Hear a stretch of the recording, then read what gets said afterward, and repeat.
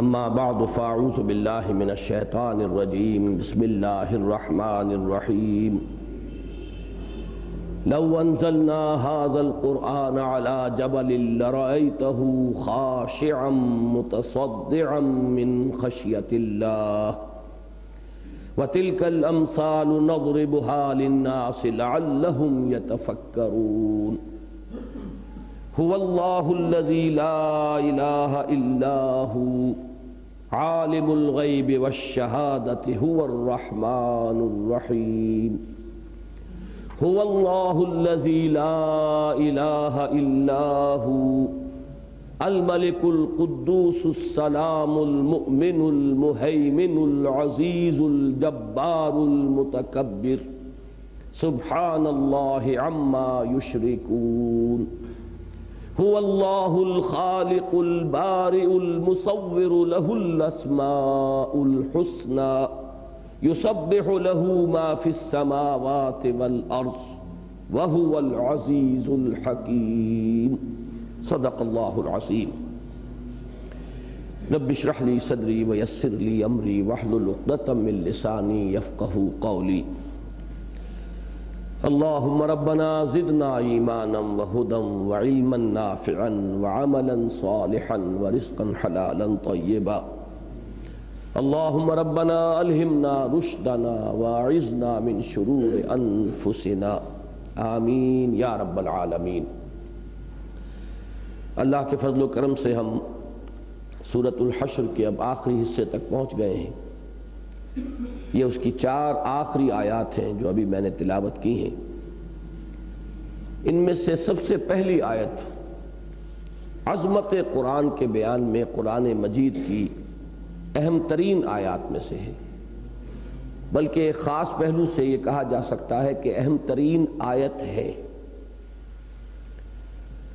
جہاں تک ربط کا تعلق ہے، میں گزشتہ سے پیوستہ مرتبہ یہ عرض کر چکا ہوں کہ اگر آپ ایک تقابل کریں سورہ حدید کی ابتدائی آیات اور سورہ حشر کی یہ آخری آیت کا، تو وہ ایک ترتیب ذہن میں رکھیے کہ اگرچہ وہ ریورس آرڈر میں ہے کہ سورہ حدید کی ابتدائی 6 آیات میں اللہ تعالیٰ کی ذات و صفات کا بیان ہے نہایت جامعیت کے ساتھ اور اعلیٰ ترین علمی سطح پر۔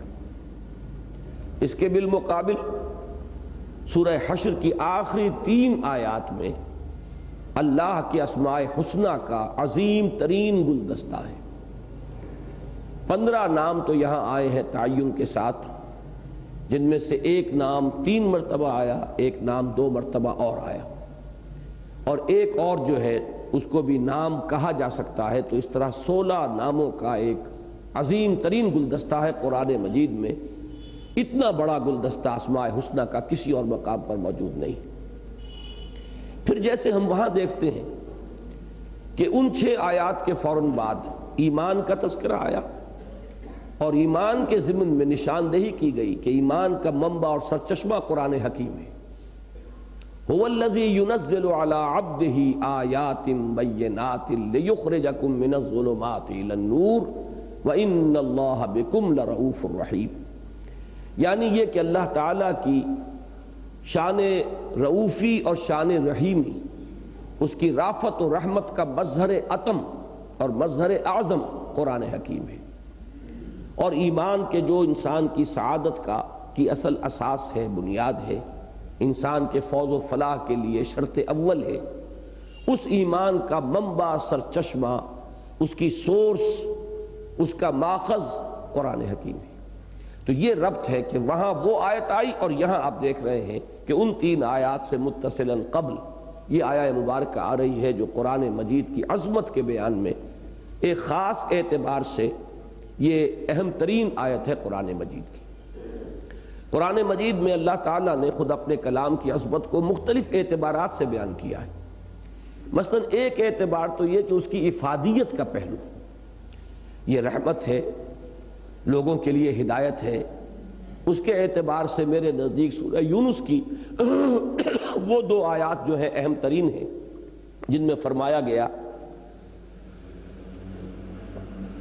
یا ایھا الناس قد جاءتکم موعظۃ من ربکم وشفاء لما فی الصدور وہدی ورحمۃ للمؤمنین قل بفضل اللہ وبرحمتہ فبذلک فلیفرحوا ھو خیر مما یجمعون۔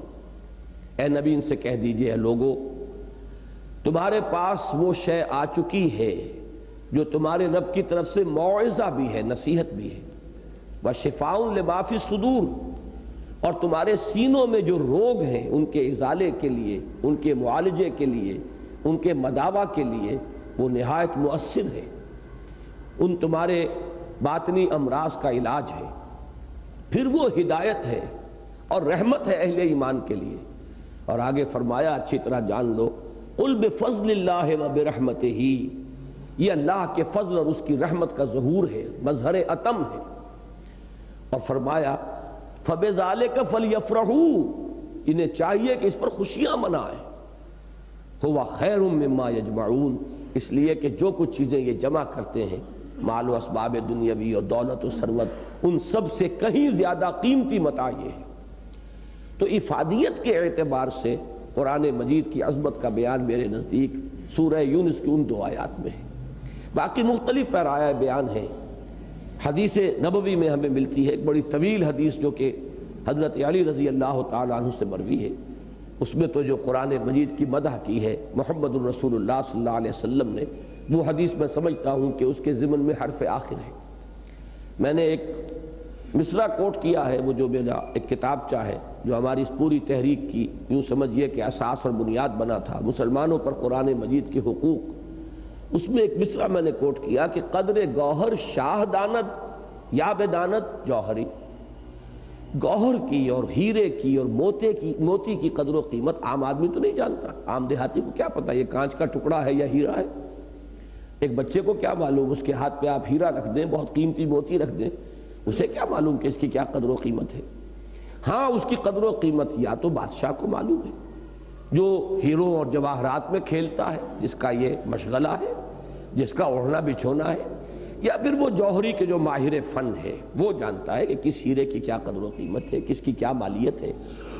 اسی طرح یوں سمجھیے کہ قرآن مجید کی عظمت کو یا تو حقیقتاً اور واقعتاً جانتا ہے خود اللہ تعالیٰ جس کا یہ کلام ہے، اور یا پھر بتمام و کمال جانتے ہیں محمد الرسول اللہ صلی اللہ علیہ وسلم۔ قدر گوہر شاہ دانت یا بدانت گوہری، یہاں شاہ کی جگہ اللہ آ جائے گا، الملک، اور دوسری حضور صلی اللہ علیہ وسلم جو ہے ان کی تمثیل جو ہے جوہری سے ہو جائے گی۔ تو بہرحال عظمت قرآن کا بیان قرآن مجید میں خود اللہ کے کلام میں اور اللہ کی زبانی کا ہم کہہ سکتے ہیں، اور احادیث میں نبی اکرم صلی اللہ علیہ وسلم کی زبانی موجود ہے۔ البتہ یہ آیہ مبارکہ جو ہے خاص اعتبار سے وہ میں عرض کروں گا، اس موضوع پر میں سمجھتا ہوں کہ حرف آخر ہے۔ فرمایا لو انزلنا ھذا القرآن علی جبل، اگر ہم نازل کر دیتے اس قرآن کو کسی پہاڑ پر، لرأیتہ، تو تم دیکھتے اس کو خاشعا، دبا ہوا، متصدعا، پھٹ جانے والا، من خشیت اللہ، اللہ تعالیٰ کے خشیت سے، اللہ کے خوف سے، اللہ کے رعب سے، اللہ کے دبدبے سے۔ وَتِلْكَ الْأَمْثَالُ نَضْرِبُهَا لِلنَّاسِ لَعَلَّهُمْ يَتَفَكَّرُونَ، اور یہ مثالیں ہیں جو ہم بیان کرتے ہیں لوگوں کے لیے، شاید کہ لفظی ترجمہ ہوگا شاید کہ، مراد ہے تاکہ وہ فکر کریں، غور و فکر کریں، سوچ بچار سے کام لیں۔ اس آیہ مبارکہ کا بھی جو آخری ٹکڑا ہے اس پر پہلے توجہ کیجئے۔ قرآن مجید میں یہ الفاظ بار بار آئے ہیں، وہ جو عظیم ترین تمثیل ہے ایمان کے لیے، اللہ نور السماوات والارض، وہاں بھی یہ آیا ہے وَتِلْكَ الْأَمْثَالُ نَضْرِبُهَا لِلنَّاسِ وَاللَّهُ بِكُلِّ شَيْءٍ عَلِيمٌ۔ یہ مثالیں ہم بیان کرتے ہیں لوگوں کے لیے، یہ تمثیلیں یا تشبیہیں یا مثالیں آسمانی کتابوں میں آپ کو بکثرت ملیں گی، اور واقعہ یہ کہ سب سے زیادہ یہ چیز آپ کو ملے گی انجیل میں۔ بعض حضرات نے کہا اور صحیح کہا کہ حضرت مسیح علیہ السلام تمثیلوں کے بادشاہ ہیں، تو تمثیل جو ہے اس کی ضرورت کیا ہے؟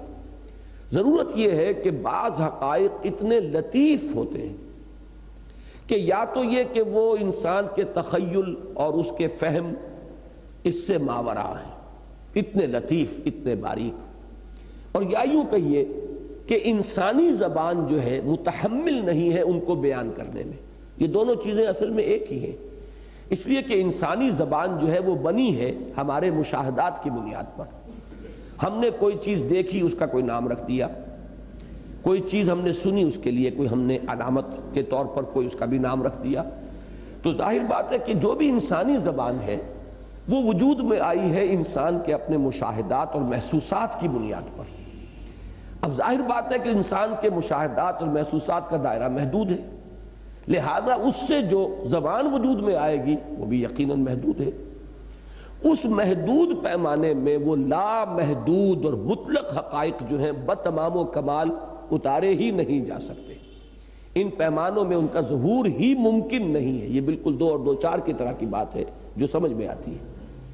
اور وہ حقائق جو ہے، اور چونکہ میں نے جیسا کہ عرض کیا ہمارا ذہن جو ہے اگرچہ وہ ہمارے مشاہدات پر اور ہمارے محسوسات پر وہ کافی اضافے کرتا ہے، وہ ردے چڑھاتا ہے اپنے استدلال سے، استنباط سے، استنتاج سے نتیجے نکالتا ہوا جاتا ہے، لیکن پھر بھی ہمارے اس ذہن کی اور ہمارے فکر کی اور ہمارے تخیل کی بھی ایک حد ہے۔ اس حد سے آگے وہ بھی اس کی بھی جو ہے یوں سمجھئے کہ کوئی رسائی نہیں ہوگی، اس لیے کہ اساسی مواد اس پورے انٹلیکچول پروسیس کے لیے بھی وہی ہے کہ جو ہمارے سینس ڈیٹا سے ہمیں ملا ہے، سارا اسی کے اوپر تعمیر ہوئی ہے۔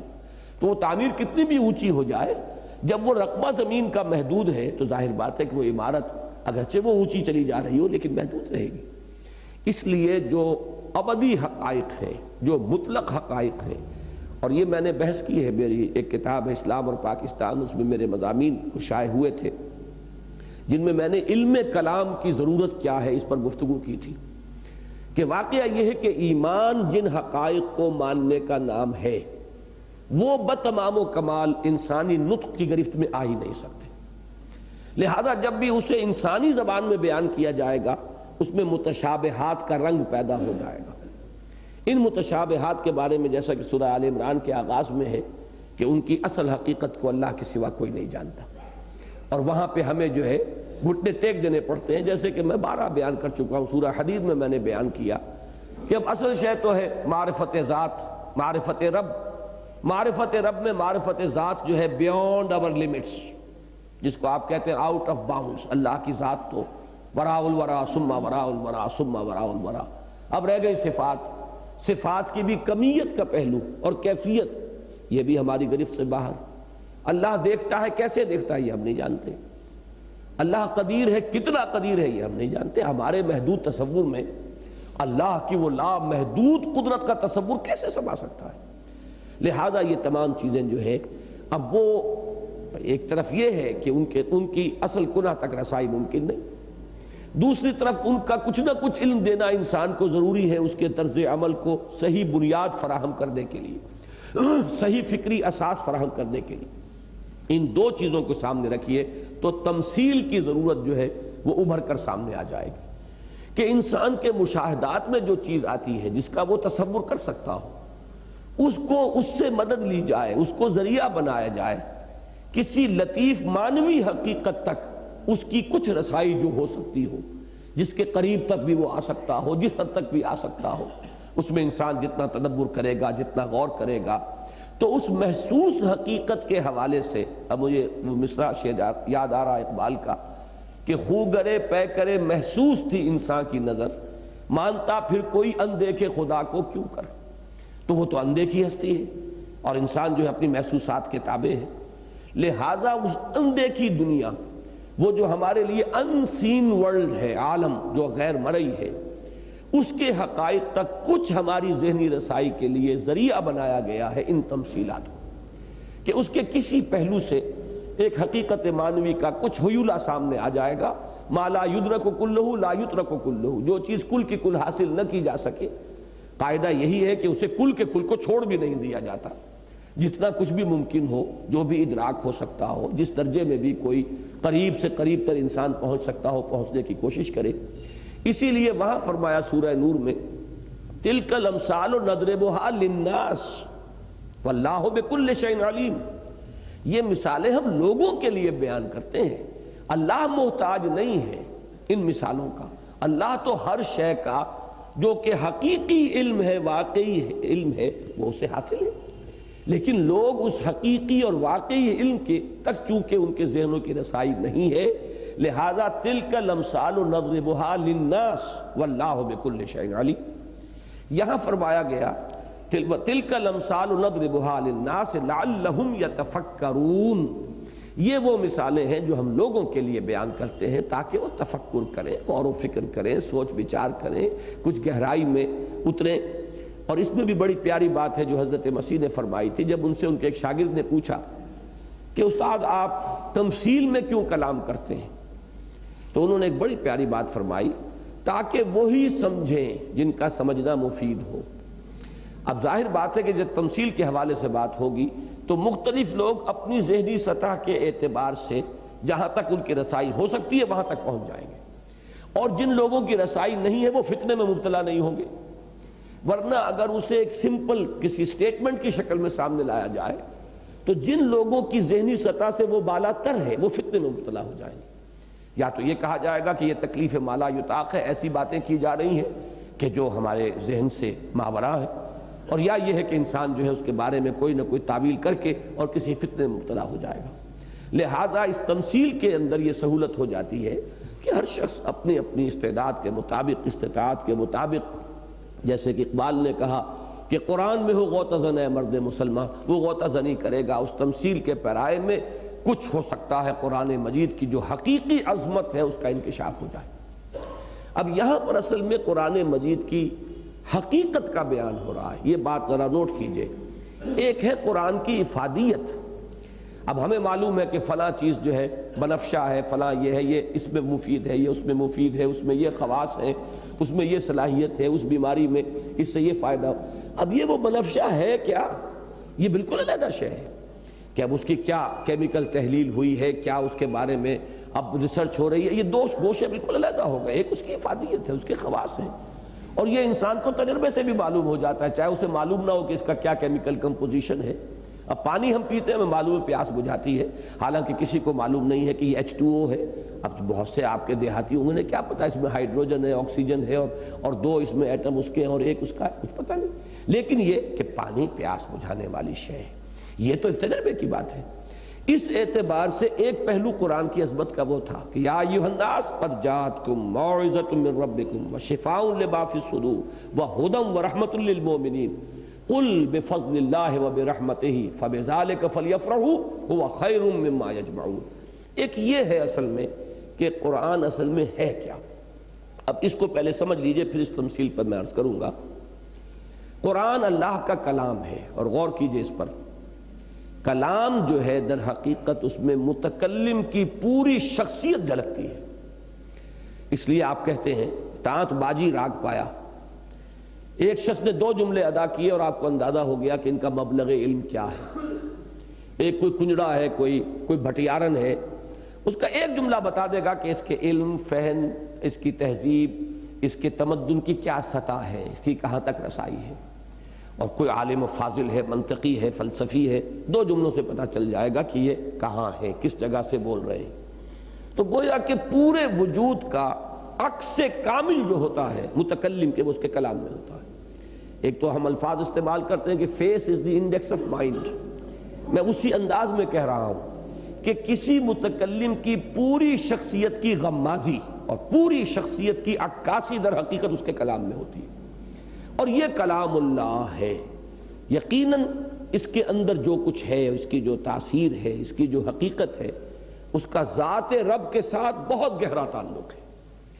اب اس کے لیے دیکھیے، پہلے میں چاہوں گا کہ اس تمثیل کا ترجمہ تو سبھی کو معلوم ہے، ترجمہ ہم نے کر بھی لیا ہے، لیکن ذات باری تعالیٰ کی ایک تجلی کی کیفیت کیا ہے، یہ القرآن و یفسر بعضہ بعضا کے حوالے سے دیکھیے، بالکل اسی کے قریب کے الفاظ آئے ہیں سورہ اعراف میں۔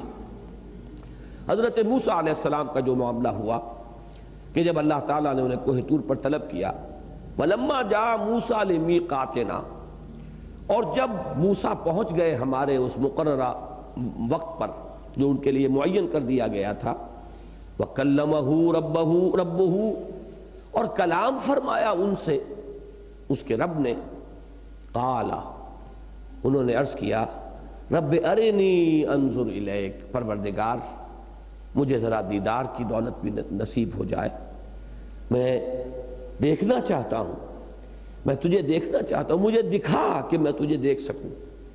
یعنی اب اس میں بالکل سیدھی سی بات ہے، چونکہ اس سے پہلے بھی مخاطبہ الہی ہو چکا، اب پھر مخاطبہ اور مکالمہ ہو رہا ہے، اور یہ مخاطبہ اور مکالمہ جس سے مشرف ہوئے حضرت موسیٰ علیہ السلام، سورہ شورى میں جو بیان ہوا من ورائے حجاب، یہ ورائے حجاب کلام ہے، ما کان لبشر ان یکلمہ اللہ الا وحیا او من ورائے حجاب۔ ورائے حجاب جو ہے وہ براہ راست مخاطبہ ہے، اللہ ہی کا مخاطبہ اور مکالمہ ہے، صرف یہ کہ ایک پردہ ہے، من ورائے حجاب ہے۔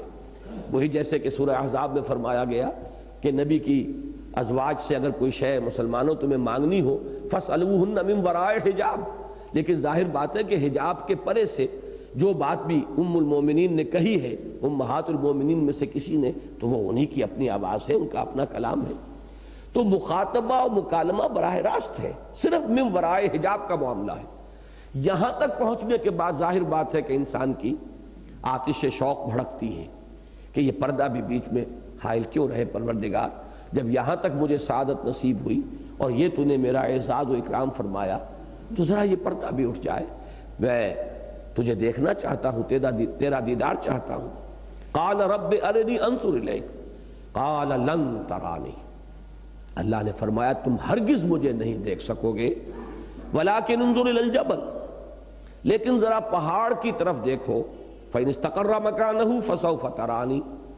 اب یہاں پہ ایک چیز محذوف ہے جو اگلے الفاظ میں جا کر واضح ہو جائے گی، یعنی وہ محذوف یہاں کیا ہے کہ ہم اس پہاڑ پر اپنی ایک تجلی ڈالیں گے، تو اگر وہ اپنے مقام پر کھڑا رہ جائے، جھیل جائے، برداشت کر جائے، سہ جائے، تو تم سمجھنا کہ تم بھی ہمیں دیکھ سکو گے۔ فلما تجلی ربہ للجبل، تو جب اللہ نے اپنی تجلی ڈالی، اپنا ایک جلوہ اس پہاڑ پر، جعلہ دکا وخر موسیٰ صاعقہ، پہاڑ ریزہ ریزہ ہو گیا۔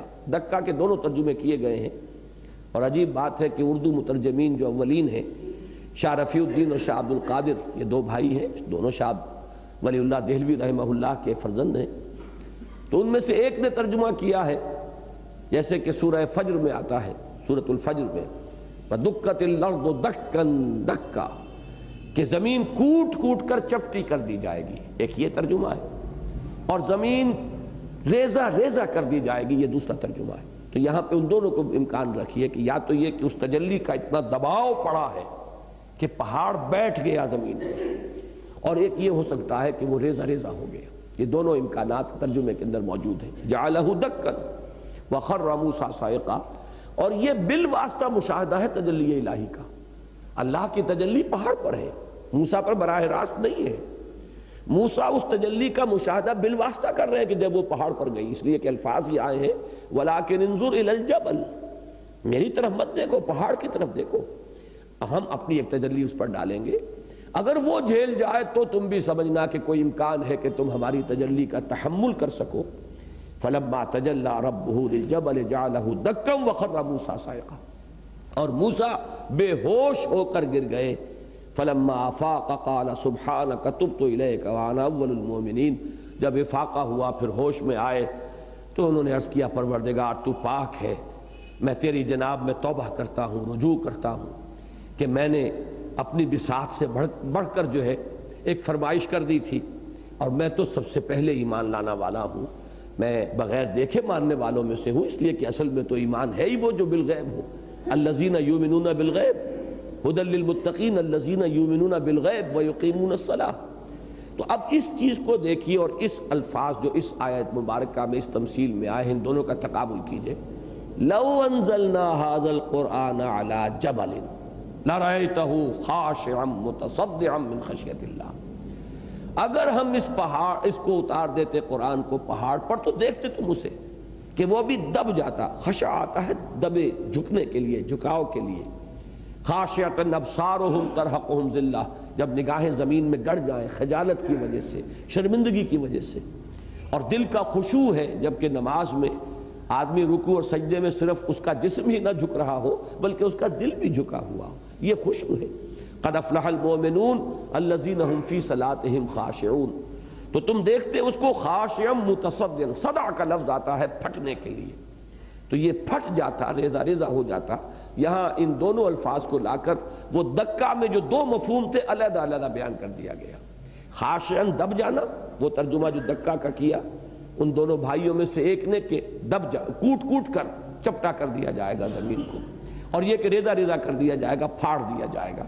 تو یہاں دونوں الفاظ آ گئے، خاشعا متصدعا من خشیت اللہ وتلک الامثال نضربها للناس لعلهم يتفکرون. اب اس کے اندر اصل میں اس سے زائد ہماری رسائی ہو نہیں سکتی کہ اس کا نتیجہ کیا نکلا کہ یہ جو کلام رب ہے قرآن حکیم، اس کے اندر وہی تمام صفات موجود ہیں کہ جو ذات باری تعالیٰ کی صفات ہیں.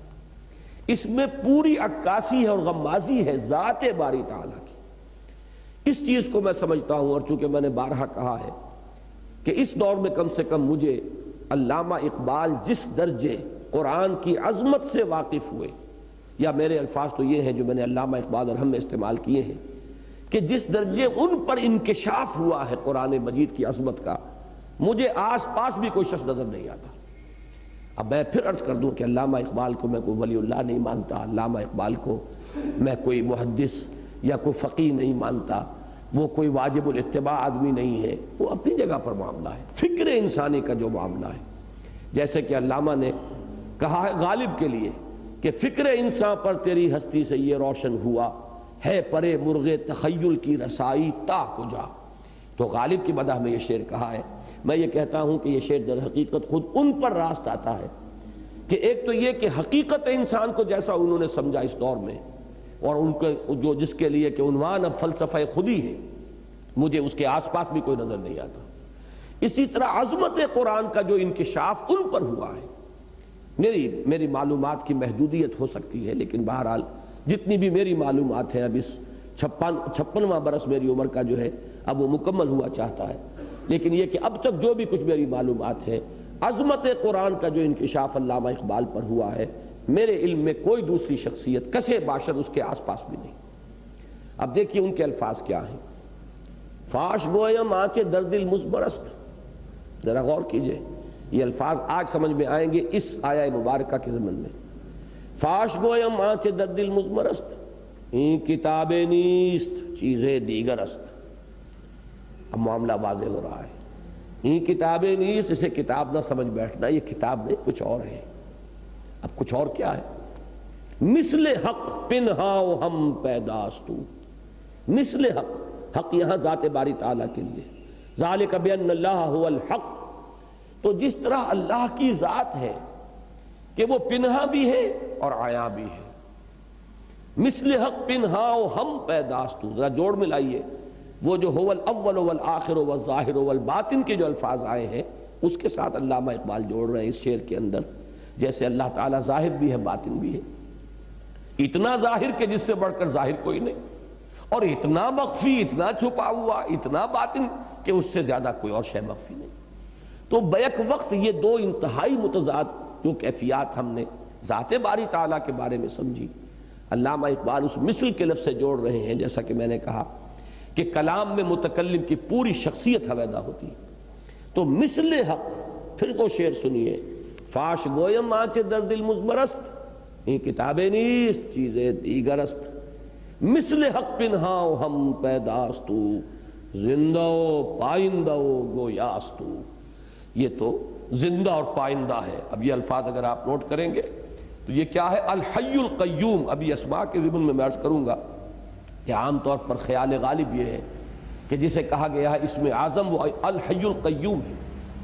اللہ جو خود زندہ ہے اور ہمیشہ زندہ رہنے والی ہستی ہے، اور باقی سب کو وہ تھامے ہوئے ہے، اسی کے تھامے یہ پوری کائنات ہے جو قائم ہے.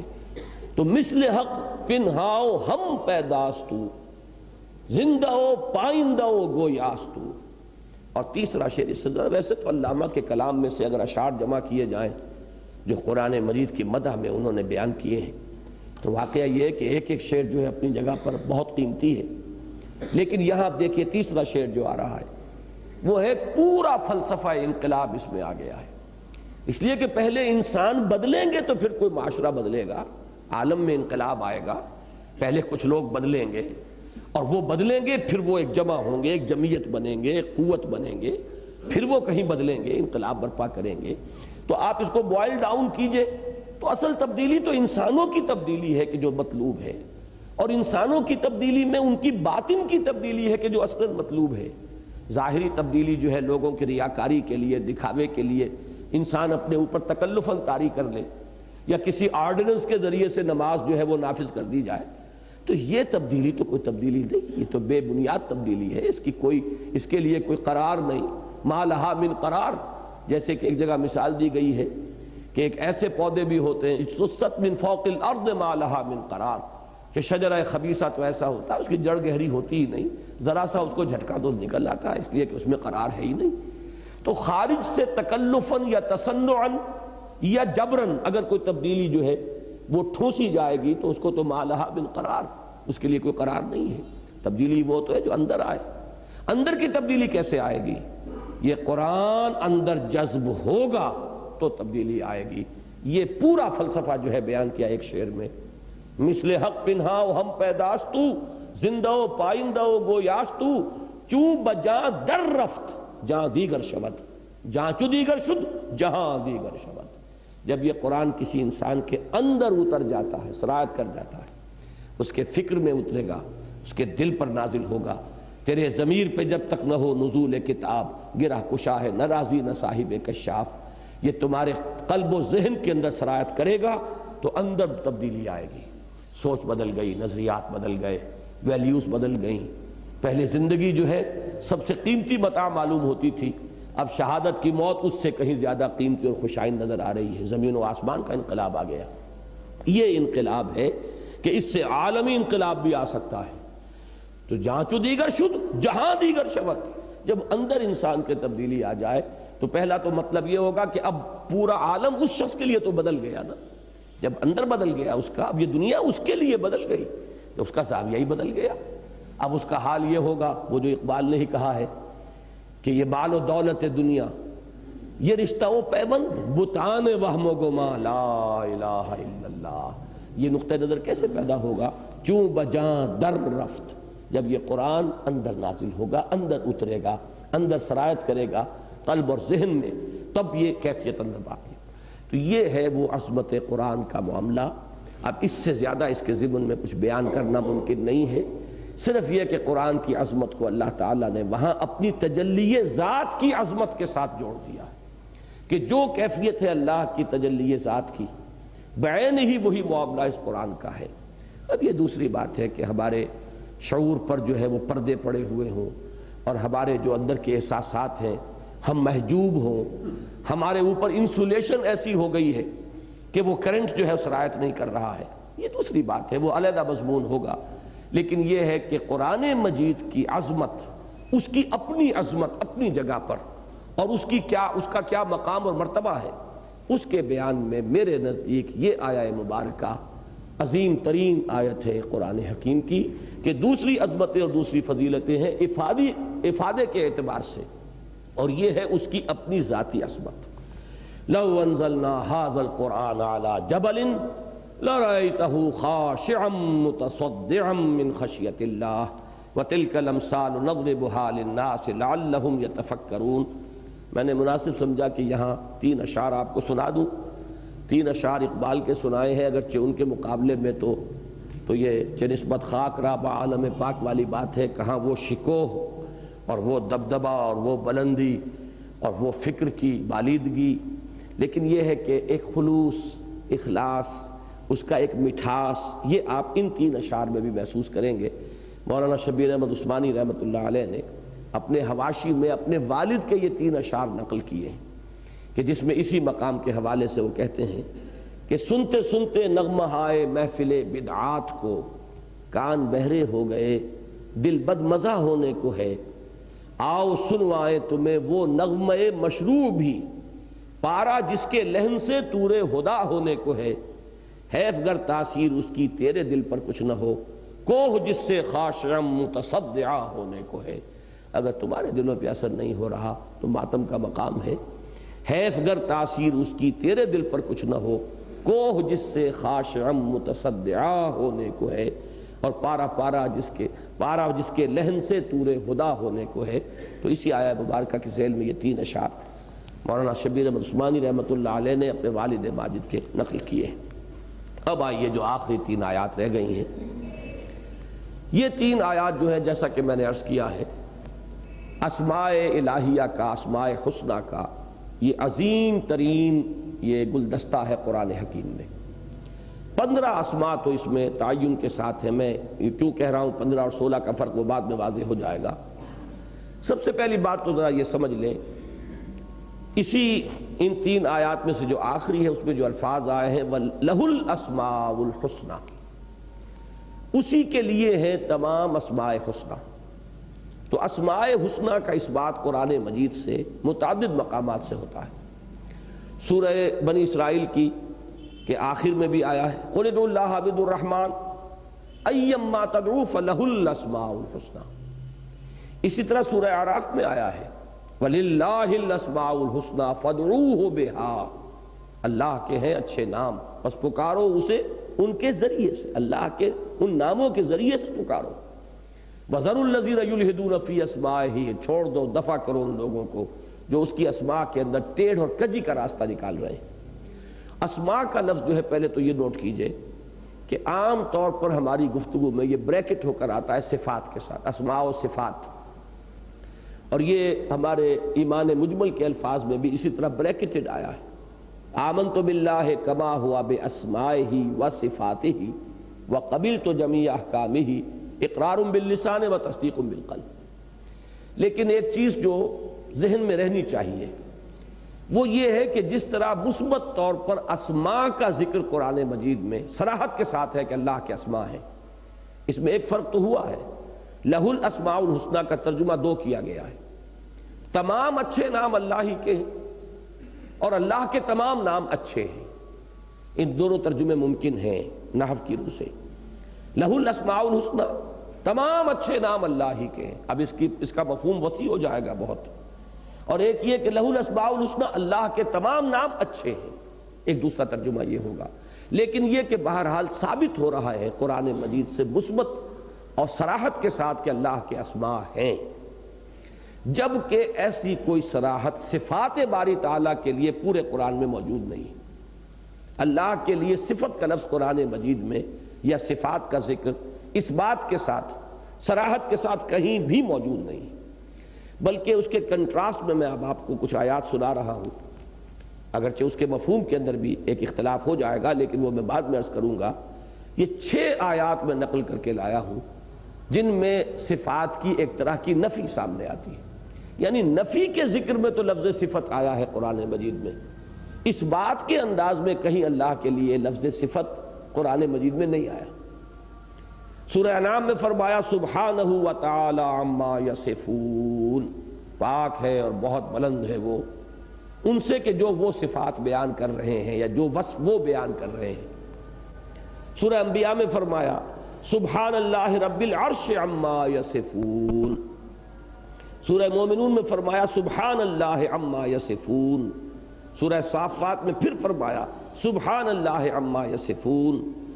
سورہ صافات میں پھر دوبارہ آیا سبحان ربک رب العزت عما یصفون، اور سورہ زخرف میں فرمایا سبحان رب السماوات والارض رب العرش عما یصفون، کہ جو وصف یہ بیان کر رہے ہیں اللہ کے، اللہ ان سے پاک ہے، اعلیٰ ہے، عرفہ ہے، منزہ ہے۔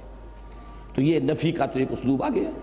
مثبت کا بھی کہیں ہوتا کہ اللہ کی صفات تو یہ ہیں، یہ نہیں ہے جو یہ بیان کر رہے ہیں، تو بات اور ہو جاتی، لیکن قرآن مجید میں کہیں بھی صفت کا لفظ اللہ کے لیے مثبت انداز میں صراحتاً مذکور نہیں۔ اس لیے ایک رائے یہ ہے کہ در حقیقت اللہ کی یہ صفات ہے ہی نہیں، اللہ کے نام ہی نام ہیں۔ صفات کے ماننے سے جو بہت سے پرابلمز پیدا ہوئے علم کلام میں ہیں، صفات ذات حق، حق سے جدا یا عین ذات، اور پھر پناہ لینی پڑی ہے اس میں کہ لا عین ولا غیر، صفت نہ اللہ کی ذات سے غیر ہے نہ عین ہے، یہ ساری بحثیں جو ہیں نہیں آتی۔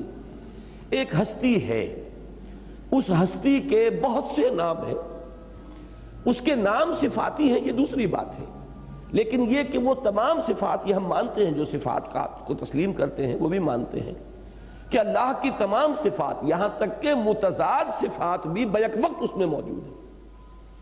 اگرچہ اللہ تعالیٰ کی بعض صفات انفعالی ہیں، یہی وہ چیزیں ہیں جس کی وجہ سے بعض حضرات ادھر تک چلے گئے ہیں کہ ہم صفات کا لفظ استعمال ہی کیوں کریں، کیوں نہ صرف اللہ کے لیے اسماء کا لفظ استعمال کریں جو قرآن مجید میں متعدد بار آیا، جبکہ صفات کے لیے کوئی بھی صراحتاً جو ہے اس بات قرآن میں نہیں آیا۔ اس لیے کہ بعض صفات انفعالی ہیں، اللہ تعالیٰ انتقام لیتا ہے، انتقام اب انفعالی ہے، انتقام تو لیتا ہے، ہوتا ہے کسی چیز سے غصے میں آ کر، اللہ غضب میں آتا ہے، غضب جو ہے تاثر ہے، آپ کے کسی کام سے میں متاثر ہوا، یا اللہ کو خوشی ہوتی ہے، اب اللہ کی خوشی جو ہے انفعالی بات ہے، تو اس میں بہت سی بحثیں شروع ہو جاتی ہیں۔ ان تمام بحثوں سے چھٹکارا ملتا ہے کہ آپ لفظ صفت استعمال ہی نہ کیجئے، قرآن نے جو لفظ استعمال کیا ہے اسی پر اکتفا کیجئے، وہ ہے اسماء، نام ہے۔ یہ لاہور شہر ہے، اس کا نام لاہور ہے، یہ فلاں شہر ہے، اس کا نام جو ہے فلاں ہے۔ اللہ کے اتنے نام ہیں۔ عربوں کا ایک ذوق تھا کہ وہ جس چیز سے محبت کرتے تھے اس کے بے شمار نام رکھتے تھے۔ شیر کے لیے 5000 الفاظ مل جائیں گے، تلوار کے لیے 5000 الفاظ مل جائیں گے، یہ ہے ان کی طلاقت لسانی، ان کی فصاحت اور بلاغت۔ تو ایک رائے یہ ہے، اگرچہ میں اس میں حتمی رائے اپنی نہیں دے رہا ہوں، لیکن یہ کہ مجھے ان میں کچھ دلیل میں جو ہے وزن معلوم ہوتا ہے کہ ہمیں اکثر و بیشتر اللہ کے لیے وہی لفظ استعمال کرنے میں زیادہ عافیت رہے گی کہ جو قرآن مجید میں خود صراحتاً آیا ہے، اور وہ ہے اسماء۔ اب اگلی بات یہ نوٹ کیجئے کہ احادیث میں صحیح احادیث بخاری اور مسلم کی، ان کے اندر بھی ذکر موجود ہے، اور پھر جو طبقہ ثانیہ کی کتابیں ہیں حدیث کی، ابن ماجہ اور ترمذی وغیرہ، ان میں تو صراحت کے ساتھ موجود ہے کہ اللہ کے 99 نام ہیں، للہ ان للہ 99 اسما، اللہ کے 99 نام ہیں، 100 میں ایک کم، بلکہ یہاں بھی آتا ہے کہ اللہ تعالیٰ چونکہ وطر ہے، یحب الوطر، اسے یہ وطر ہی پسند ہے، تو بجائے جفت کے طاق عدد جو ہے 99 وہی اللہ کے نام ہے۔ بخاری میں جو روایت ہے اس میں صراحت نہیں ہے، 99 ناموں کی تفصیل نہیں ہے، مسلم شریف کی روایت میں بھی تفصیل نہیں ہے، ترمذی کی روایت میں تفصیل آتی ہے، 99 نام دیے گئے ہیں، وہ نام یہ ہیں، اور دوسری کتابیں جو ابن ماجہ وغیرہ اور مستدرک ابن حاکم، ان سب کے اندر بھی تفصیل آئی ہے، لیکن ان میں فرق ہے۔ تو یہ بات تو تقریباً متفق علیہ ہے کہ اللہ کے 99 نام ہیں، صرف اس فرق کے ساتھ کہ بعض حضرات یہ کہتے ہیں کہ اللہ کے 99 نام ہیں تو اللہ علیحدہ رہے گا، 99 مزید ہوں گے تو یہ 100 بنیں گے، اور بعض حضرات کے نزدیک یہ ہے کہ اللہ بھی اس میں شامل ہے، کل نام 99 ہے۔ مجھے یہ دوسری رائے ہی زیادہ قوی معلوم ہوتی ہے، اس لیے کہ ساتھ ہی صراحت ان آیات میں بخاری اور مسلم کی روایات میں بھی یہ ہے کہ چونکہ اللہ تعالیٰ جو ہے اللہ وطر و یحب الوطر، تو وہ 99 ہی رہنے چاہیے، 100 اگر بن جاتے ہیں تو پھر تو وہ وطر نہیں رہے گا بلکہ وہ جفت ہو جائے گا، طاقت نہیں رہے گا۔ بہرحال یہ نام جو ہے اللہ تعالیٰ کے، ان کی تفصیلات جو مختلف روایات میں آئی ہیں، اس موضوع پر ایک بڑی بسیط کتاب لکھی ہے قاضی محمد سلیمان سلمان منصور پوری رحمۃ اللہ علیہ، جنہوں نے رحمت للعالمین کے عنوان سے حضور کی سیرت پر کتاب لکھی تھی، اور یہ جو کتاب ہے اسماء حسنہ کے عنوان سے ان کی مطبوعہ موجود ہے، جن حضرات کو زیادہ دلچسپی ہو اس کا مطالعہ کریں۔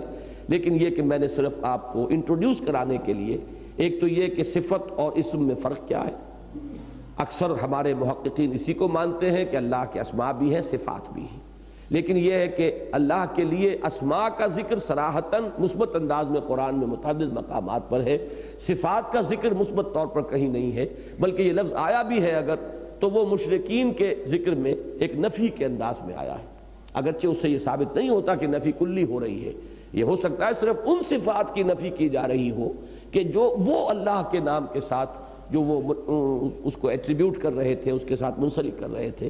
بہرحال یہ تو ہی ابتدائی باتیں، اب آئیے ان اسماء حسنہ پر کہ جو گلدستہ ہمارے سامنے آ رہا ہے۔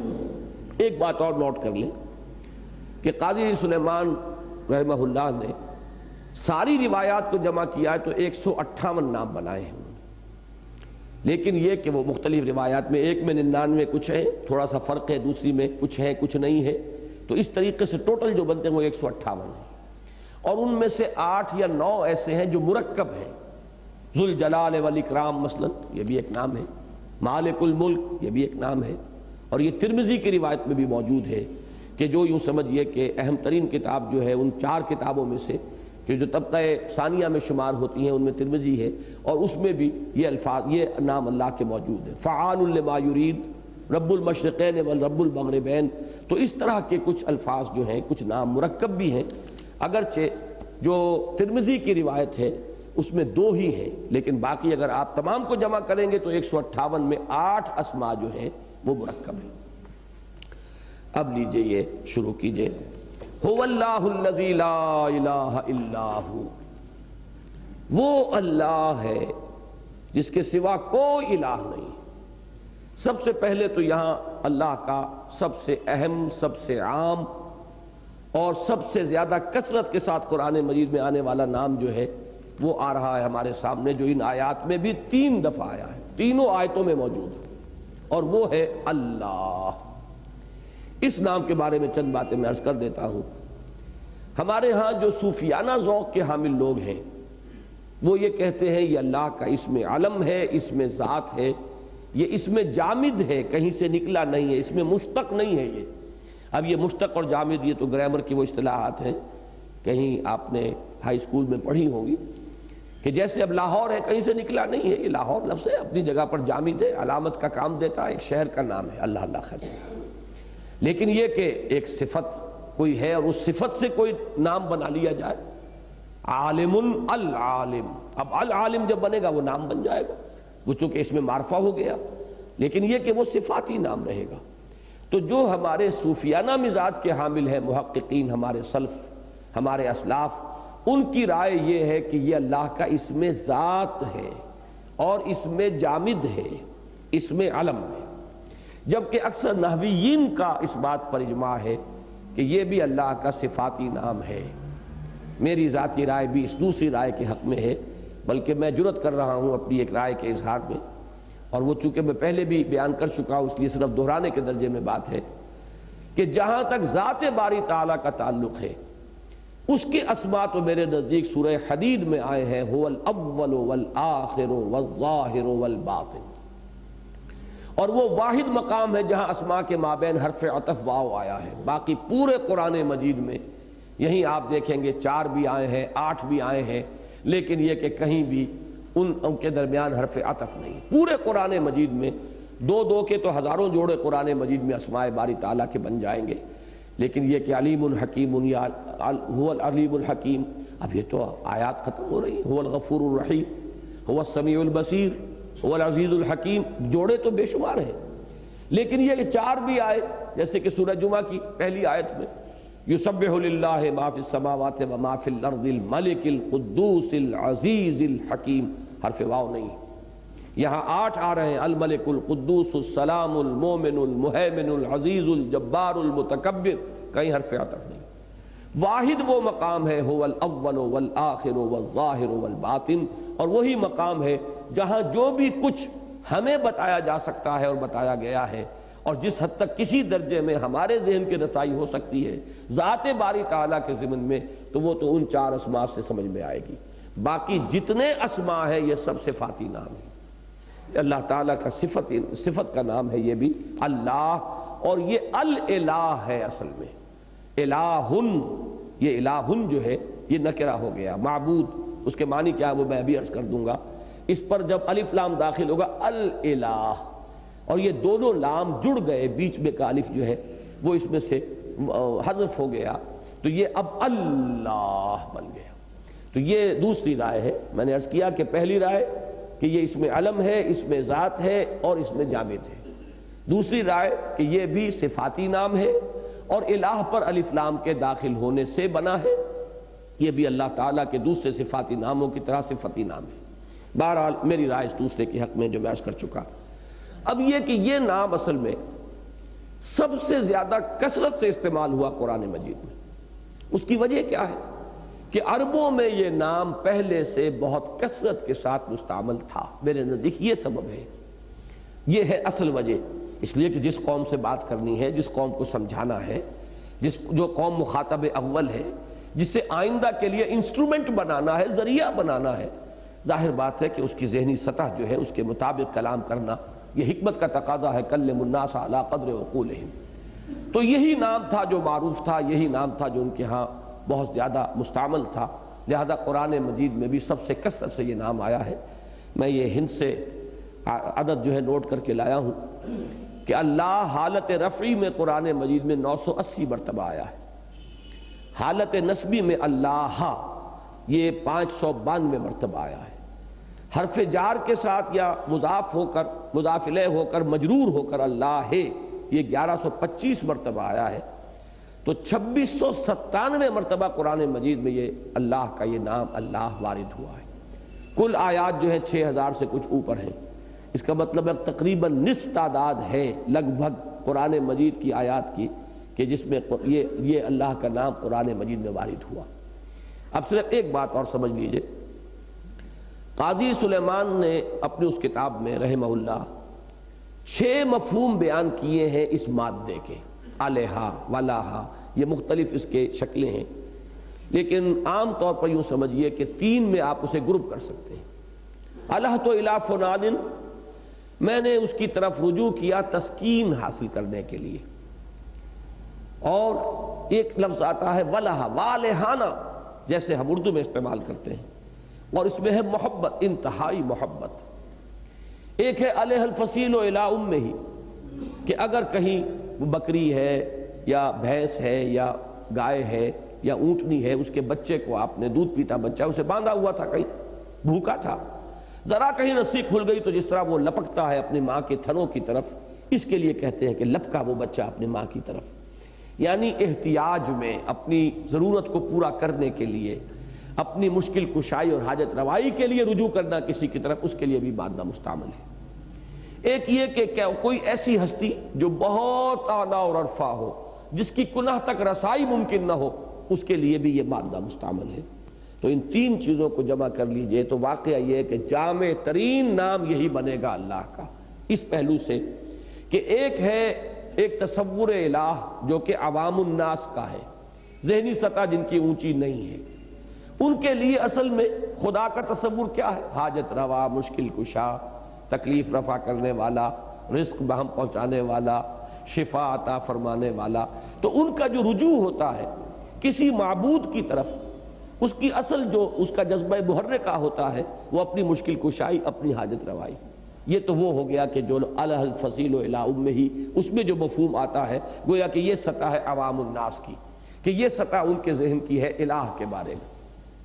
اب خواص کو 2 حصوں میں تقسیم کیجئے۔ خواص میں وہ کہ جو فلسفیانہ ذوق رکھتے ہیں، ان کے لیے وہ ہستی جو اتنی بلند و بالا ہے، اے بروں از وہم و قیل و قال و من، جو یہ سمجھے کہ اس میں تحیر کے سوا کچھ ہاتھ میں نہیں آ سکتا، اس ذات کو ہم نہیں سمجھ سکتے۔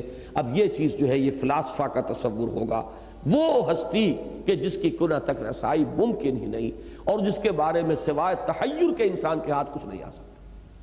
تیسرا تصور ہے صوفیاء کا، وہ کہ جس کے ذکر سے تسکین قلب ہے، وہ کہ جو محبوب حقیقی ہے، لا مطلوب الا اللہ، لا مقصود الا اللہ، لا محبوب الا اللہ، یہ تیسرا تصور ہے۔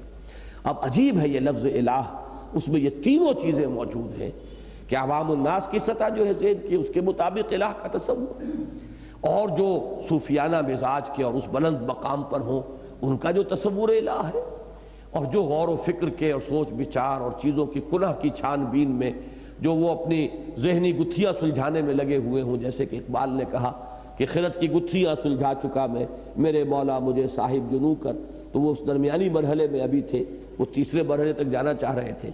تو ان تینوں کے لیے یہ 2 تصور الہ ہو سکتا ہے، وہ مفہوم بنیادی مادے میں موجود ہے۔ اور جب اللہ بنا ہے الف لام لگا کر، تو اب وہ ہستی جو حاجت روا، مشکل کشا، جو ہمارے لیے ضروریات کی بہم پہنچانے والی، تکلیفات کو رفع کرنے والی، دعاؤں کی سننے والی، شفا دینے والی، بیماری کو دور کرنے والی، ایک وہ ہستی کہ جس کی کنہ کو کوئی نہیں جان سکتا، اے بروں از وہم و قیل و قال و من، وہ ہستی کہ جس کے ذکر سے تسکین قلب ہے، الا بذکر اللہ تطمئن القلوب، وہ جو محبوب حقیقی ہے، وہ جو محبوب اصلی ہے۔ اب یہ تمام چیزیں جمع کر لیجئے تو اس ایک لفظ اللہ میں موجود ہے۔ هو اللہ الذی لا الہ الا ہو، وہ اللہ ہے جس کے سوا کوئی معبود نہیں، عالم الغیب والشہادہ۔ یہ ٹکڑا ہے جس کو میں بھی یہاں پر ایک نام کی حیثیت سے میرا ذہن ادھر جاتا ہے کہ جب مرکب اسماء اور بھی ہیں، ذوالجلال والاکرام اور مالک الملک، تو اسے بھی ایک نام کی حیثیت سے شمار کیا جا سکتا ہے۔ عالم الغیب والشہادہ، جاننے والا غیب اور حاضر اور غائب دونوں کا، جو سامنے ہے اس کا بھی اور جو چھپا ہوا ہے اس کا بھی۔ ایک بات یہاں نوٹ کر لیجئے کہ اسی پر ختم ہوتی ہے سورہ تغابن، عالم الغیب والشہادۃ العزیز الحکیم۔ سورہ تغابن کہ جو آخری ہے ان مسبحات میں سے، سورہ حدید، پھر سورہ حشر، پھر سورہ صف، پھر سورہ جمعہ، پھر سورہ تغابن۔ تو سورہ تغابن ختم ہوتی ہے یہ انہی الفاظ پر، عالم الغیب والشہادۃ العزیز الحکیم۔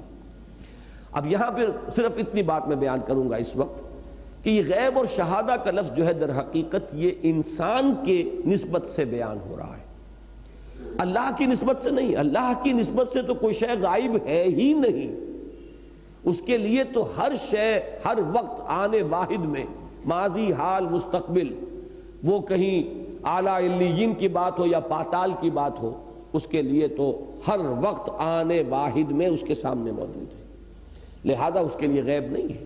قرآن مجید میں جب یہ غیب کی نفی آتی ہے کسی کے لیے اور غیب کا جب ذکر آئے گا اللہ کے لیے، تو در حقیقت یہاں مراد کیا ہے؟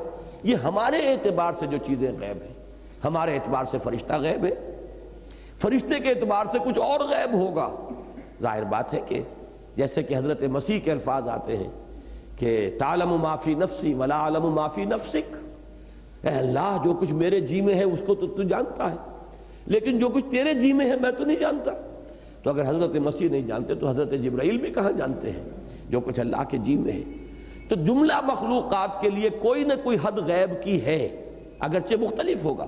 ملائکہ کا غیب اور ہے، ہمارا غیب اور ہے، ہمارے غیب کا دائرہ بہت وسیع ہے، لیکن یہ ہے کہ بہرحال یہ لفظ جب غیب کا لفظ استعمال ہوگا تو صرف مخلوق کے حوالے سے ہوگا، اللہ کے لیے لفظ غیب کا اطلاق نہیں۔ لیکن پھر وہی مجبوری کہ ہمیں سمجھانی ہے نا بات، ہمارے حوالے سے بات کی جائے گی تو سمجھ میں آئے گی۔ تو عالم الغیب والشہادہ جو ہے وہ در حقیقت ہمارے حوالے سے لفظ آ رہا ہے، وہ کھلے اور چھپے کہہ لیجئے یا موجود اور غائب، جو چاہے الفاظ استعمال کریں، ان سب کا جاننے والا ہے۔ هو الرحمن الرحیم، وہ رحمان ہے اور رحیم ہے۔ ان دو اسماء کا بار بار میں نے پہلے بھی ذکر کیا تھا کہ ان اسماء کو تو خاص طور پر نمایاں کرنے کی ضرورت ہے، اور ہم کیا نمایاں کریں گے، اللہ نے نمایاں کیا۔ سورہ فاتحہ شروع اسی سے ہوتی ہے، آیت بسم اللہ میں اللہ رحمان الرحیم یہی تین الفاظ ہیں، اور یہی آیہ مبارک کا جو ہے قرآن مجید میں 114 مرتبہ موجود ہے، 113 مرتبہ سورتوں کے اوپر موجود ہے سورتوں سے پہلے، اور 114ویں مرتبہ چونکہ ایک سورت کے آغاز میں نہیں ہے سورہ توبہ کے، تو وہ تعداد پوری ہو جاتی ہے سورہ نمل کے اندر کہ انہو من سلیمان و انہو بسم اللہ الرحمن الرحیم۔ تو اس اعتبار سے سب سے زیادہ یہ الفاظ آ رہے ہیں، اور یہ رحمان اور رحیم میں جو نسبت ہے یہ بھی نوٹ کیجئے کہ واحد یہی ایک جوڑا ہے اسماء کا جو ایک مادے سے ہے، رحمت، مادہ ایک ہے، اسی سے لفظ رحمان، اسی سے لفظ رحیم۔ اور میں نے بارہا عرض کیا ہے، اس وقت نہیں ہے کہ ہمیں سب سے زیادہ احتیاج اصل میں اللہ کے اس نام کی ہے، لہذا اسی سے پکارو، اسی کے حوالے سے یا رحمان و یا رحیم، یہ جو ہے اللہ کو پکارنے کے لیے، اس لیے کہ ہمیں سب سے زیادہ احتیاج اللہ کی رحمت کی ہے۔ جیسا کہ حضور نے فرمایا صلی اللہ علیہ وسلم، اول تو یہ کہ اس دنیا میں جو بھی کچھ ہے، ایک حدیث میں آتا ہے کہ اللہ نے اپنی رحمت کے 100 حصے کیے، 99 اپنے پاس رکھے، ایک حصہ وہ ہے جو پورے خلق میں تقسیم کر دیا ہے۔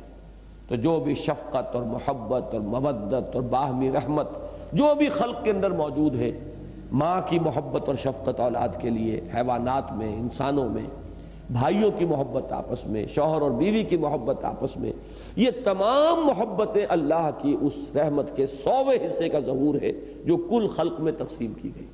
گویا کہ یہی یہاں پہ ہمارے اس پورے نظام کو قائم رکھنے والی شے ہے، یہی رحمت ہے جس کی وجہ سے ماں بچوں کو پال رہی ہے، والدین اپنا پیٹ کاٹتے ہیں، انہیں کھلاتے ہیں، اپنا موٹا جھوٹا پہن لیں گے، انہیں اچھا پہنائیں گے، یہ سارا نظام چل رہا ہے اسی کے بل پر۔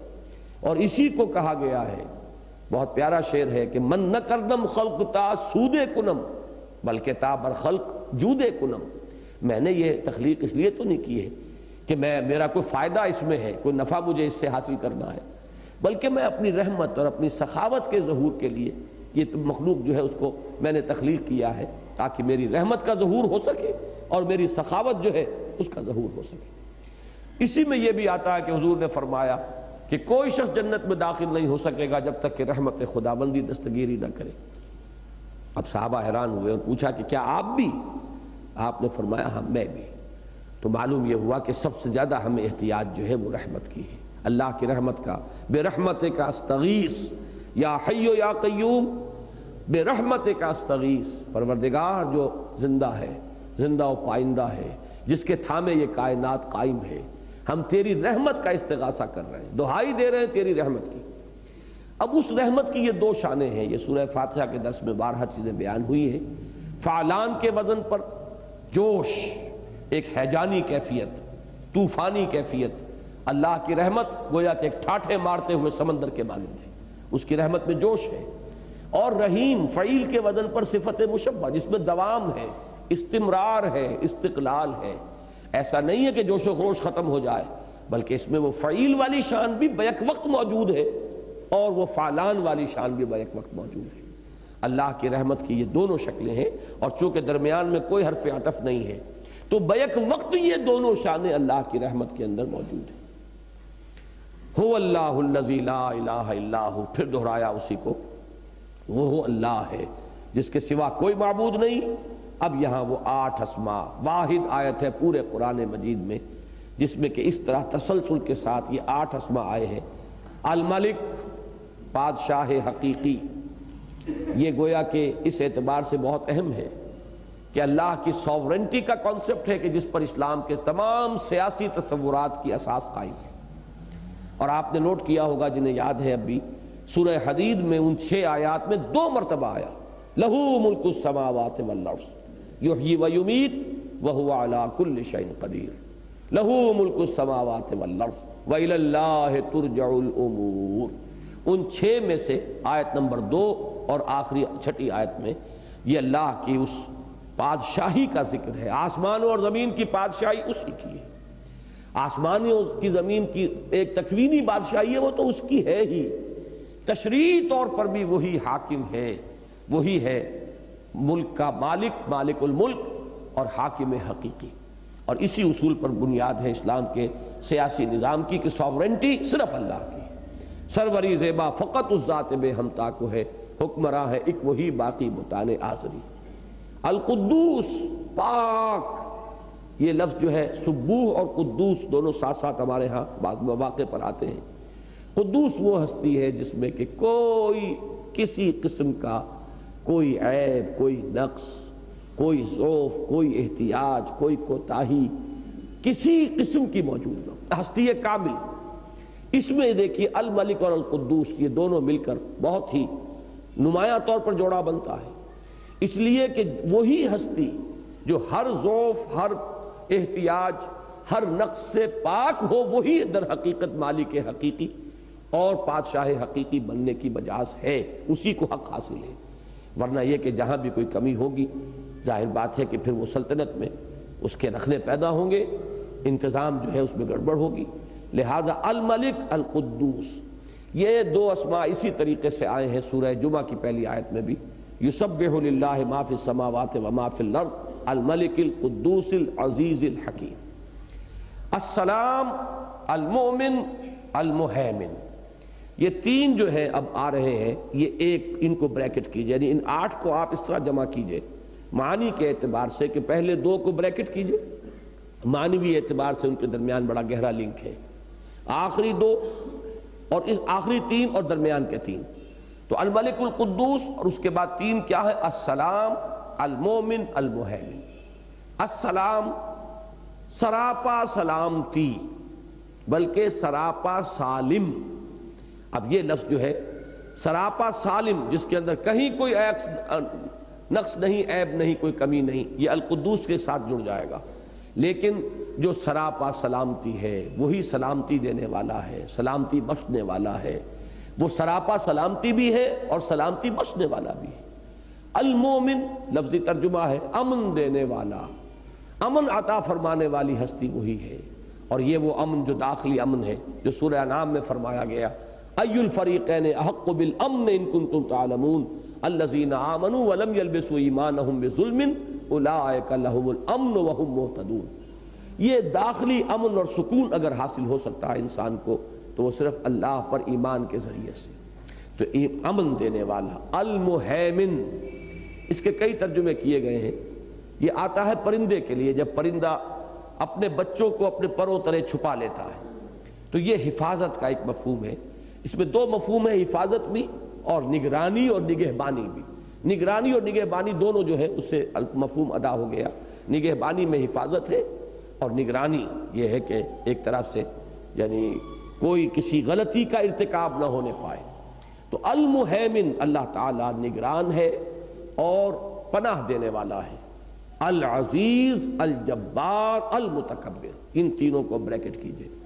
العزیز وہ ہستی، بارہا عرض کر چکا ہوں، اور سورہ حدید کے شروع میں بھی جو اسماء آئے تھے، سبح للہ ما فی السماوات والارض وہو العزیز الحکیم.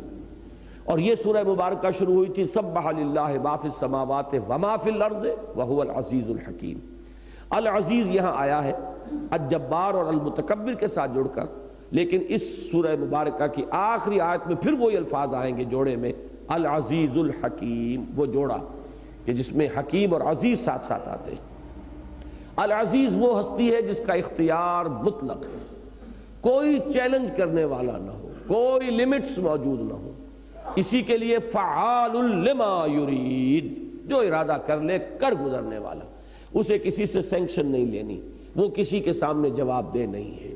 ایسا با اختیار جس کا اختیار مطلق ہے. الجبار، جبار بھی عربوں کے ہاں لفظ مستعمل ہوتا تھا. بہت اونچی کوئی اگر وہ کھجور ہے، اونچا درخت ہے کھجور کا، جو ایک تو یہ کہ دوسرے تمام جھنڈ میں نمایاں نظر آ رہا ہو، اور دوسرا یہ کہ اس پہ چڑھ کر اس کا میوہ اتارنا جو ہے وہ بہت مشکل ہو، تو اس کو کہتے تھے جبار.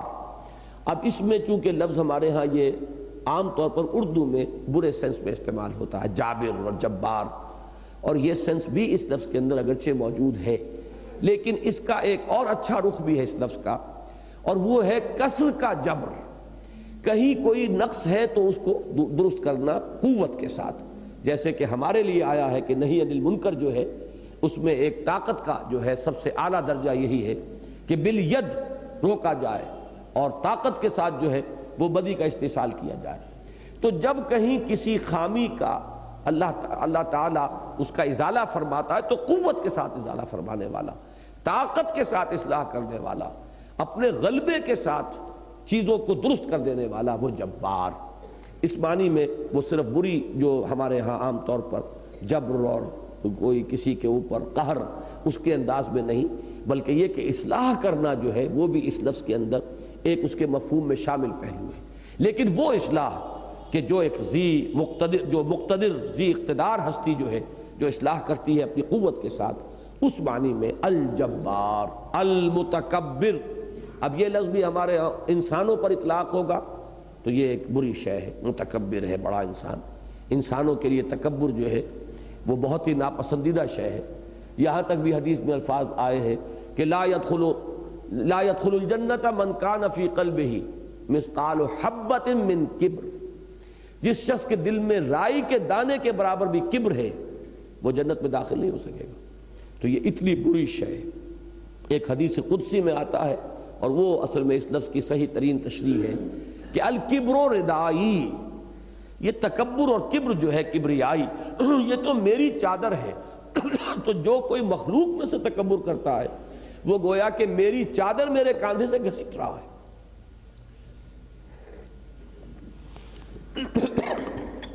عربوں کے شرفاء کے لباس کا لازمی جز، جیسے کہ ہمارے ہاں بھی پٹھانوں میں یہ روایت ہے ان کی چادر ہوتی ہے، اور ظاہر بات ہے کہ ہر شخص کے سٹیٹس کے اعتبار سے ان کی وہ چادر ہوتی تھی کہ وہ کس نے کیسا دوشالہ جو ہے کندھوں پر ڈالا ہوا ہے، کس کی چادر کتنی قیمتی ہے، کس بیچارے کی چادر جو ہے معمولی سی ہے، تو سٹیٹس کا تعین اس چادر سے ہوتا تھا۔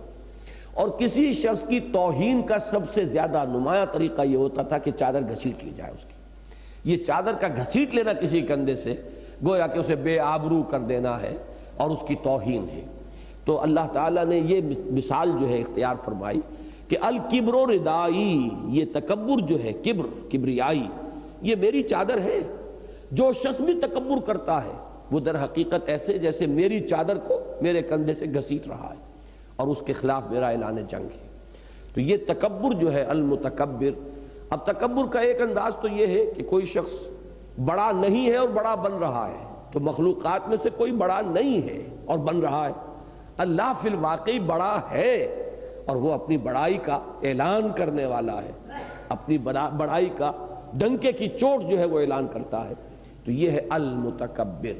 یہ 8 اسماء آئے: الملک القدوس، السلام، المومن، المہیمن، العزیز، الجبار، المتکبر۔ سبحان اللہ عما یشرکون، پاک ہے اللہ ان چیزوں سے جو یہ شرک کر رہے ہیں۔ جو یہ صفات اللہ کی طرف جو میں نے آیات آپ کو سنائی، سبحانہ وتعالی عما یصفون، تو یہ جو ان لوگوں نے جو صفات گھڑ لی ہیں یا جو بھی اللہ کے ساتھ ضعف اور احتیاج کے تصورات جو ہیں وہ منسوب کر دیے ہیں۔ مثلا اب سارے شرک کی بنیاد یہ ہے کہ جیسے بڑا بادشاہ ہوتا ہے تو اس بادشاہ کے نائبین ہوتے ہیں، سپہ سالار ہوتے ہیں، اس کی ساری قوت کا دار و مدار انہی پر ہوتا ہے۔ نائبین اگر نہ ہو، یہ 30 ہزاری، 20 ہزاری، 50 ہزاری منصب دار ہوں گے تو بادشاہ کی طاقت ہوگی نا۔ بادشاہ کے اپنے تو 2 ہاتھ 2 پاؤں ہیں۔ اسی طرح اللہ تو ہے، وہ بڑا اللہ ہے، لیکن اس کے بھی کچھ نائبین سلطنت ہیں، کچھ سپہ سالار ہیں، کوئی 20 ہزاری منصبدار ہے، کوئی 30 ہزاری منصبدار ہے، تو کچھ نہ کچھ اعزاز و اکرام ان کا بھی ہونا چاہیے، کوئی ڈنڈوت ان کی بھی ہونی چاہیے، کچھ نذرانے ان کے سامنے بھی پیش ہونے چاہیے۔ تو یہ سارے جو دیوی دیوتاؤں کا تصور تھا ان کا، وہ اس بنیاد پر تھا۔ یہ گاڈز اینڈ گاڈسز جو ہیں یونان کے اور روما کے، وہ اسی بنیاد پر ہیں، اسی بنیاد پر الہہ کا تصور تھا۔ تو انہوں نے در حقیقت اللہ کے بارے میں یہ تصور قائم کیا کہ اس کی قوت کا دار و مدار بھی اپنے نائبین سلطنت کی قوت پر ہے۔ یہ ہے وہ جو اللہ کے شایع نشان نہیں ہے۔ سبحانہ وتعالی عما یشرکون، جو شرک یہ کر رہے ہیں اللہ پاک ہے اور بہت بلند و بالا ہے، اعلیٰ اور عرفہ ہے ان کے تصورات سے۔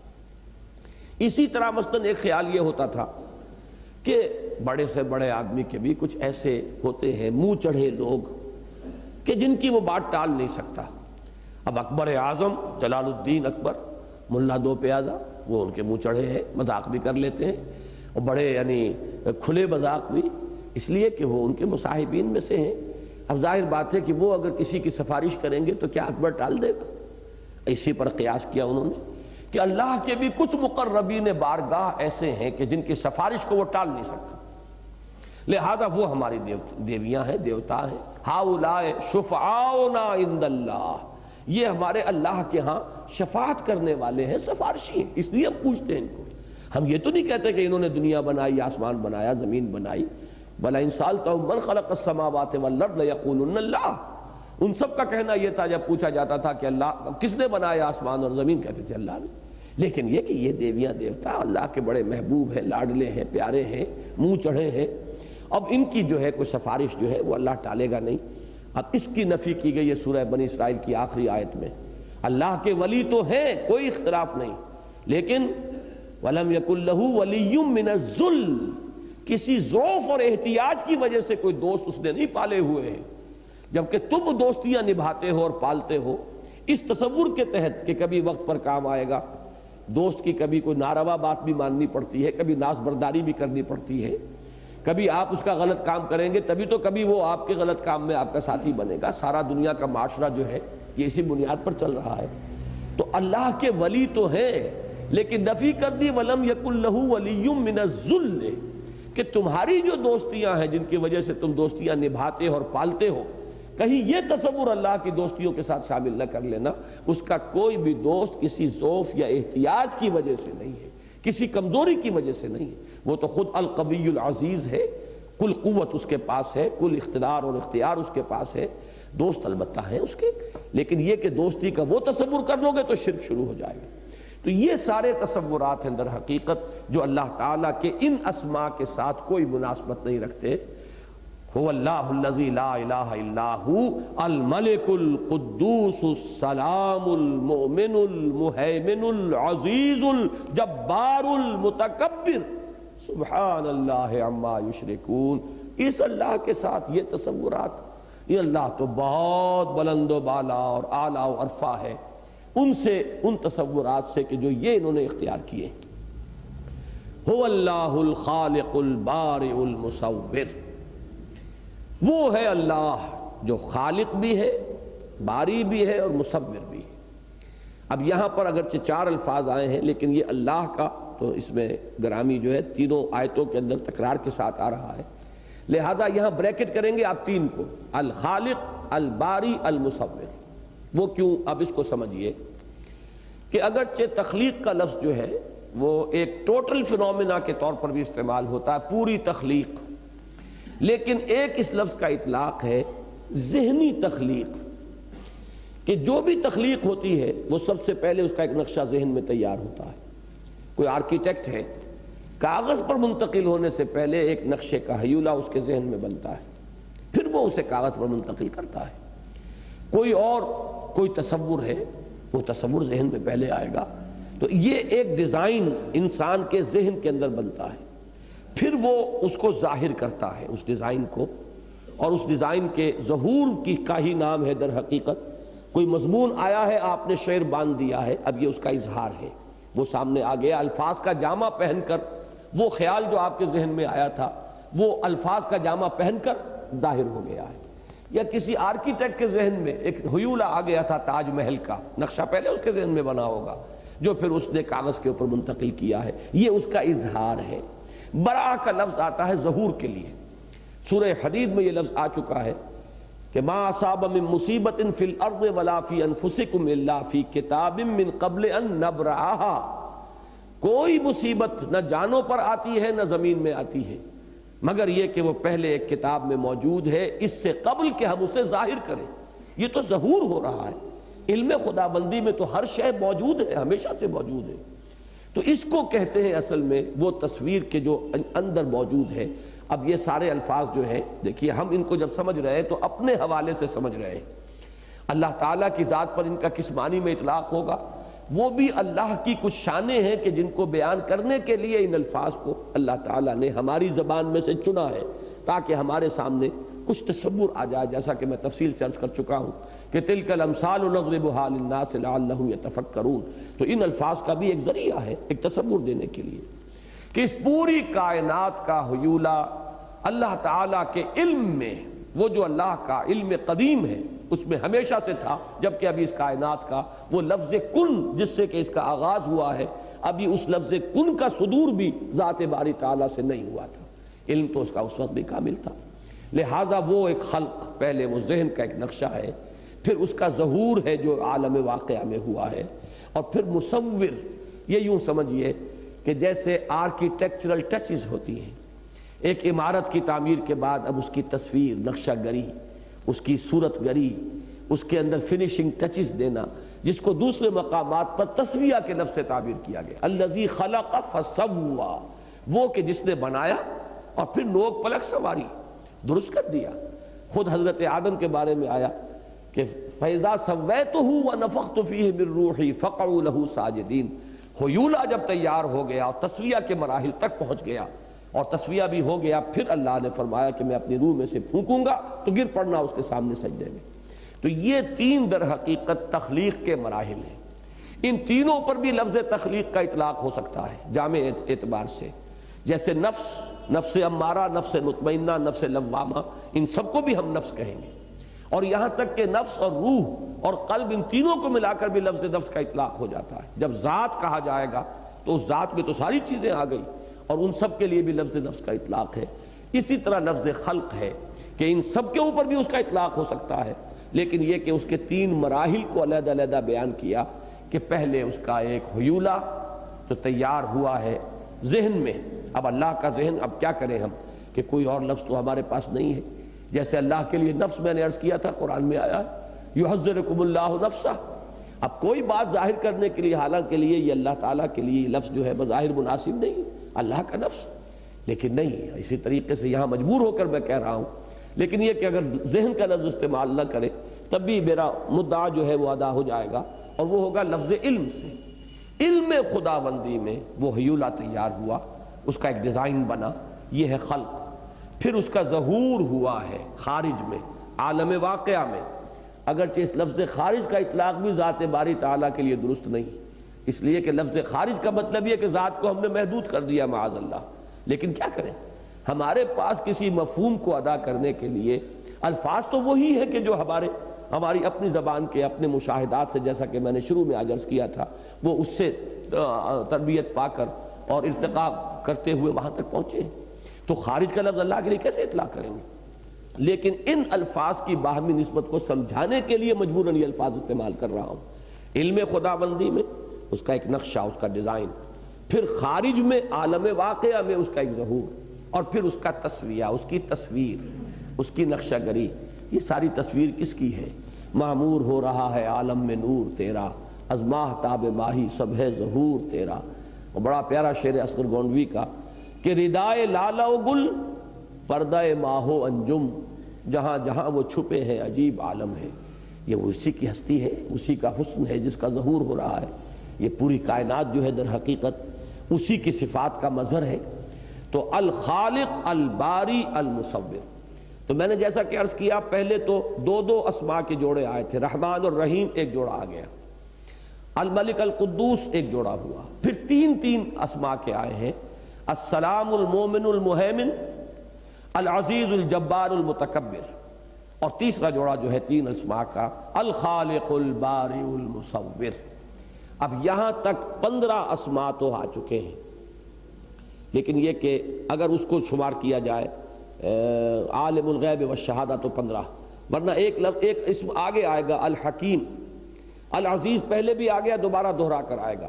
3 مرتبہ اللہ کا نام نامی اللہ آیا، 2 مرتبہ العزیز آیا، باقی جو اب 2 نکال 13 نام آئے، اور ایک وہ مرکب نام اگر اسے نام شمار کیا جائے تو اس طریقے سے نام 16 بن جائیں گے، ورنہ 15 تو ہیں ہی باہر. ان سب کا ذکر کر کے فرمایا لہ الاسماء الحسنی. یہاں میرے نزدیک مفہوم یہ ہے کہ یہ بھی نمونے جس کو کہتے ہیں مشت نمونہ از خروارے ہے. یہ ناموں کا احاطہ نہیں ہو رہا، اور صحیح بات ہے نہیں ہو رہا. 99 نام تو حدیث میں آئے ہیں، اور جیسا کہ میں نے عرض کیا ساری روایتیں جمع کریں تو 158 بن جاتے ہیں.